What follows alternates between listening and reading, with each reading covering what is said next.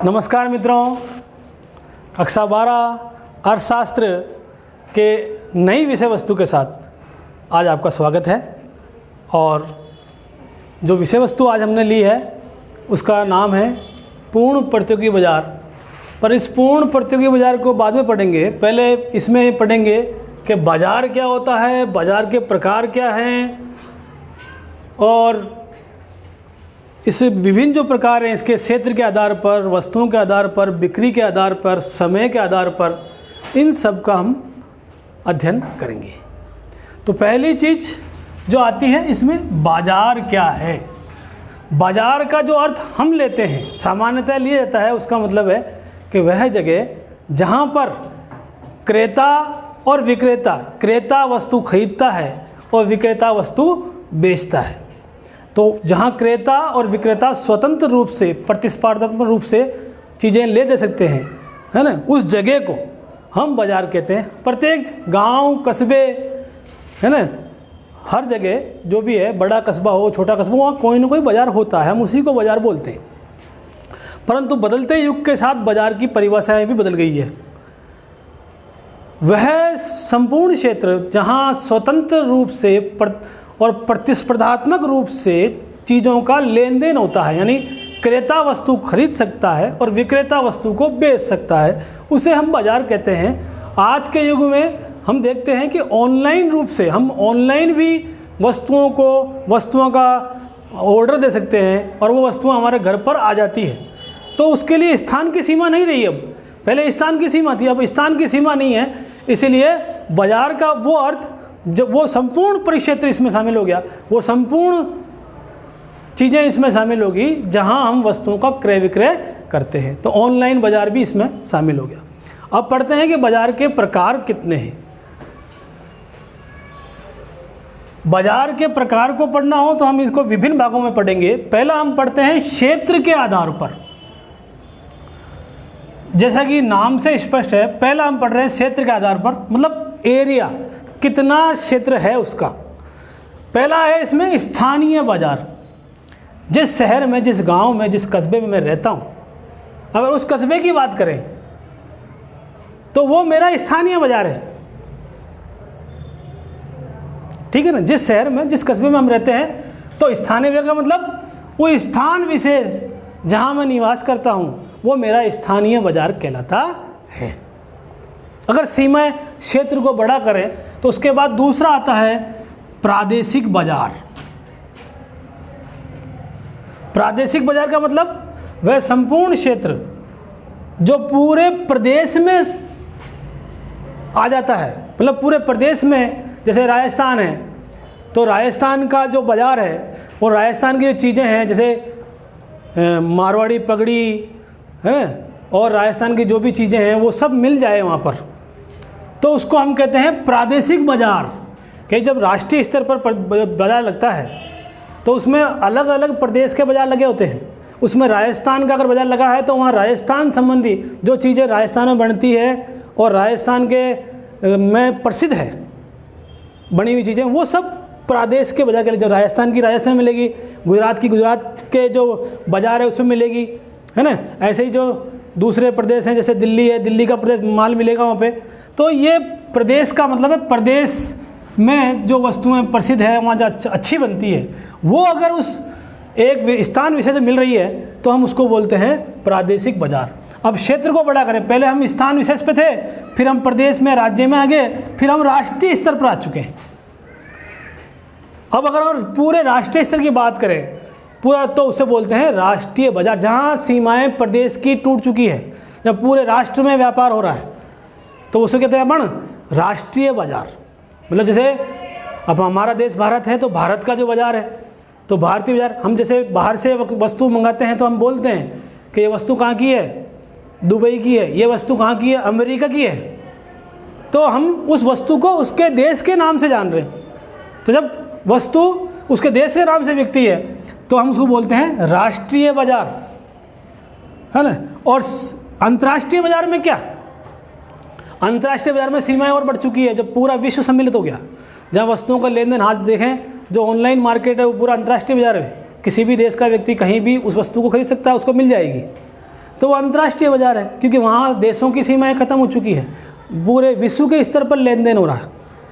तो जब सीमाएं, क्षेत्र की सीमाएं बढ़ती गई तो कहाँ तक पहुँच गए हम? अंतर्राष्ट्रीय तक पहुँच गए। अंतर्राष्ट्रीय, जहाँ राष्ट्रों के बीच में लेन देन होता है, जहाँ राष्ट्रों की चीज़ें बिकती है, राष्ट्रों के नाम चीज़ें बिकती है, उसे हम अंतर्राष्ट्रीय बाजार कहते हैं।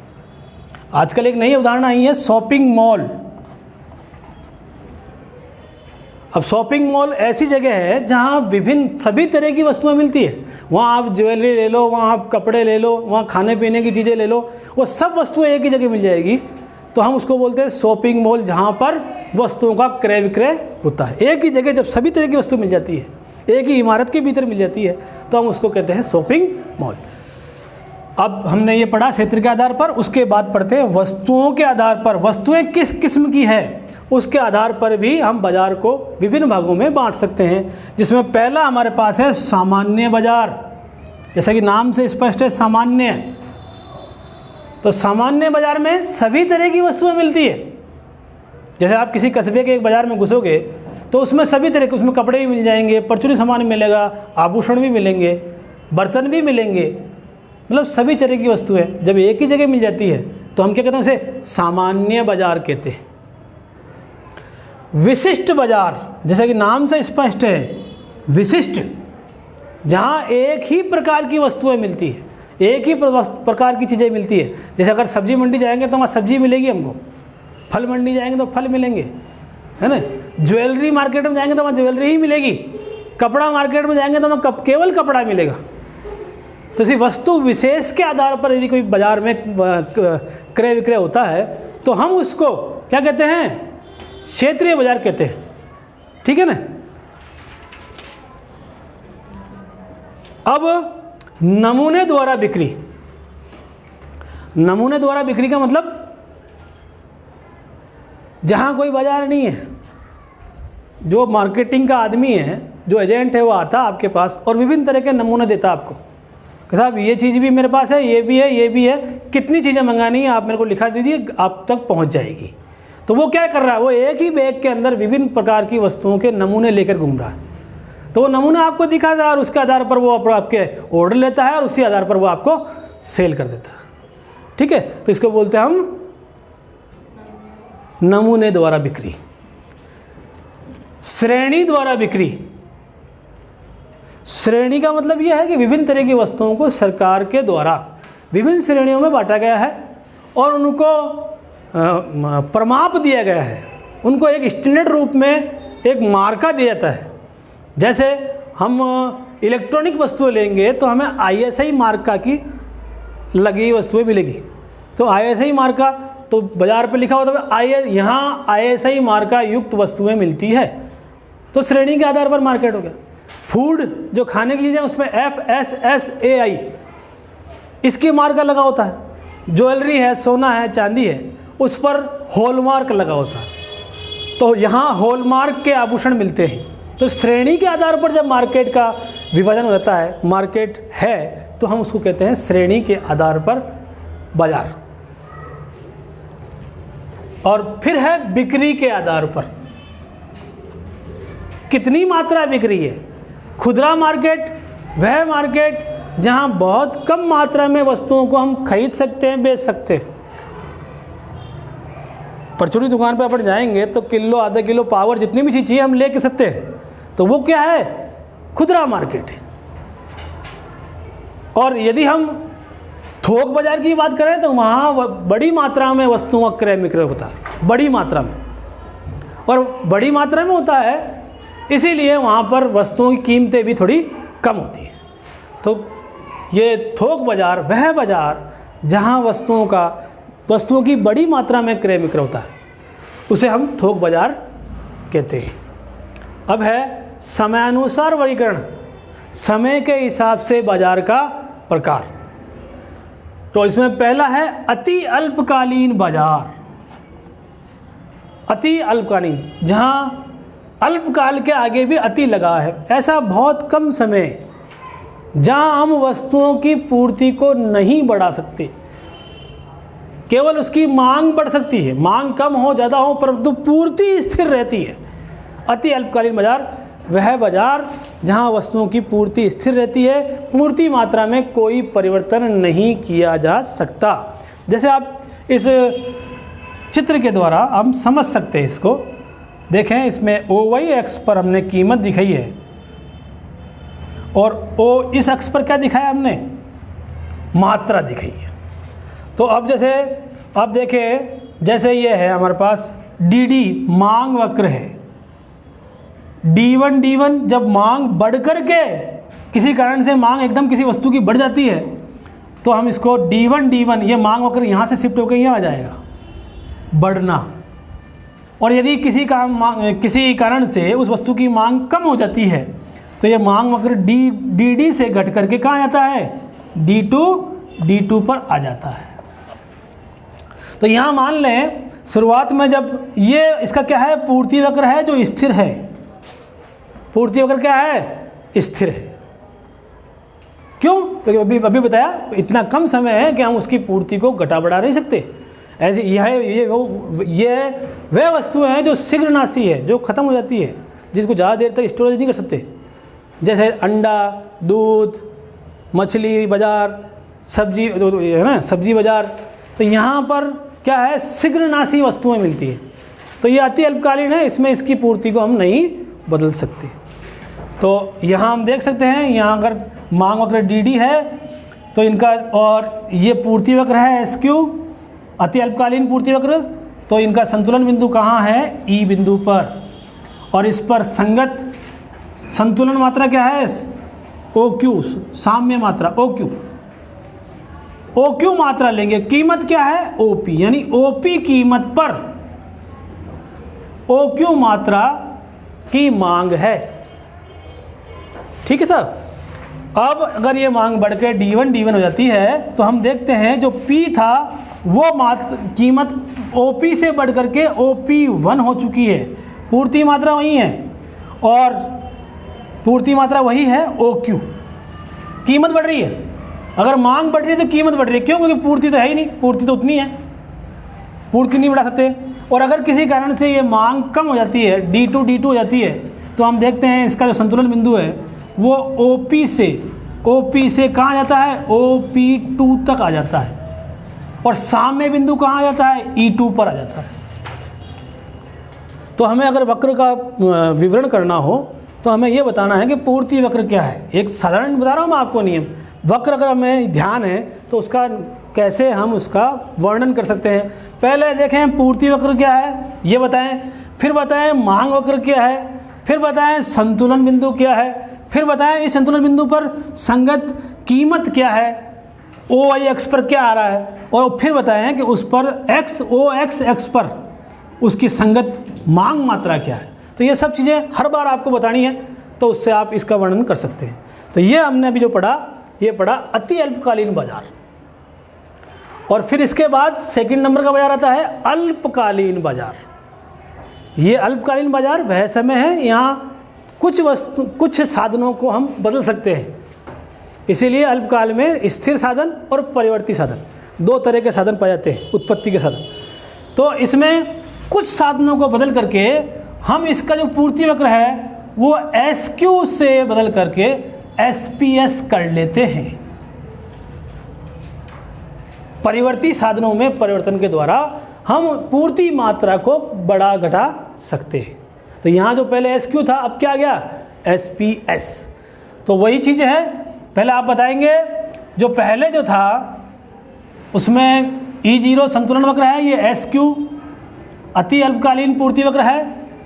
तो इस पर ये मांग वक्र क्या है, DD। अगर किसी कारण से मांग बढ़ती है तो हम परिवर्ती साधनों को बढ़ा करके इसकी पूर्ति भी थोड़ी बढ़ा लेते हैं। तो अब देखें पूर्ति बढ़ने पर ये अब नया वक्र क्या आ गया, SPS। ये अल्पकालीन पूर्ति वक्र है, अल्पकालीन पूर्ति वक्र है। तो अब इस पर यहाँ देखें, पहले साम्य बिंदु E0, कीमत क्या है, साम्य कीमत OP, और उत्पादन मात्रा क्या थी, OQ। अब जब मांग मात्रा बढ़ करके D1 हो चुका है मांग वक्र, तो पूर्ति वक्र क्या बदल करके SPS हो चुका है। अब नया जो साम्य बिंदु कहाँ आ चुका है, E1 पर आ चुका है, और संगत जो कीमत है वो कितनी हो गई, OP1, और संगत उत्पादन मात्रा, तो मात्रा भी बढ़कर OQ1 हो चुकी है, OQ से OQ1, और ये जो कीमत है ये भी OP से OP1 हो चुकी है। मांग भी बढ़ जाती है, कीमत भी बढ़ जाती है। तो ये हमने पढ़ा अल्पकालीन बाजार, जिसमें स्थिर साधन और परिवर्तित साधन दोनों होते हैं।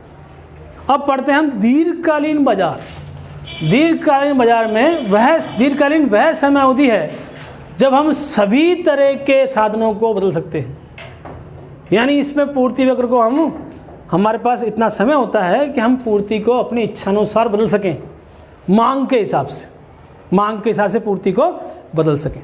तो हमने अब तक ये पढ़ा, इसमें इन तीनों वक्र आ चुके हैं। इसमें देखें, पहला जो पूर्ति वक्र है अति अल्पकालीन SQ, उसके बाद दूसरा अल्पकालीन पूर्ति वक्र SPS, तीसरा दीर्घकालीन पूर्ति वक्र LPS।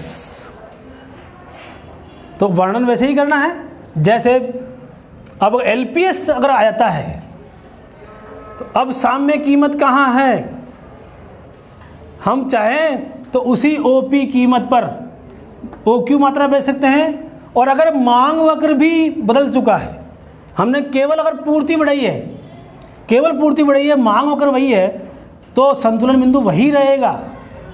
यानी कीमत कितनी OP और उत्पादन मात्रा कितनी, मांग मात्रा OQ। परंतु यदि हमने इसको भी मांग वक्र में भी परिवर्तन कर लिया है, या मांग वक्र भी परिवर्तित हो चुका है, यानी DD से बदल करके D1 हो चुका है, तो उस स्थिति में नया संतुलन बिंदु यहाँ बनेगा। ठीक है ना। और इस संतुलन बिंदु को आप कोई भी नाम दे सकते हैं। जैसे यहाँ E माना हमने, तो इसको क्या मान लिया अपन ने, E1।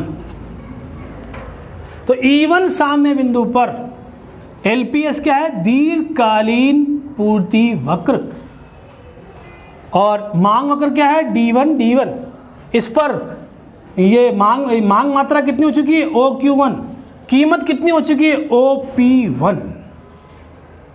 यानी कीमत भी थोड़ी बढ़ जाती है और मांग मात्रा भी थोड़ी बढ़ जाती है।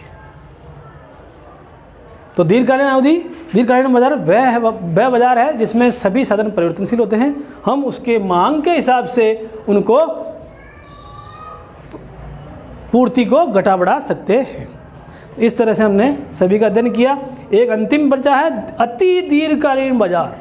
अति दीर्घकालीन, बहुत लंबी समय अवधि, यानी आज से जैसे 60 साल पहले या 70 साल पहले कोई ये सोच नहीं सकता था कि हम किसी भी व्यक्ति से जहाँ भी वो हम बात कर सकते हैं, पर आज कर सकते हैं क्योंकि हमारे पास मोबाइल है।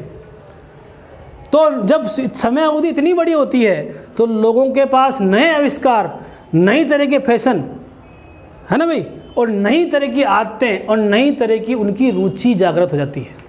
नई आदतें, नई फैशन, है ना, और क्या नई तरह का उनमें बिल्कुल नया सोच आ जाती है।